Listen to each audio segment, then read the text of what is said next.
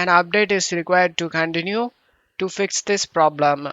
You just need to cancel this. The game will be closed.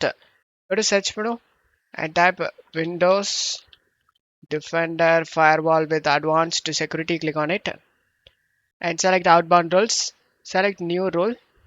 Select program and select next. Select the browse option and navigate to the game folder where you saved.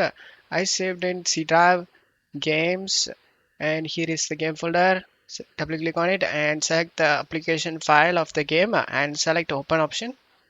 After opening it, select next. Block the connection and select next. Check mark all these and select next and name it as block update and then select finish. And after doing this, just close stuff here and launch the game.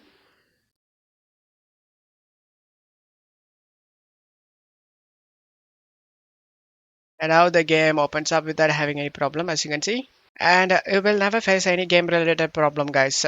Don't forget to leave a like, guys. Thank you.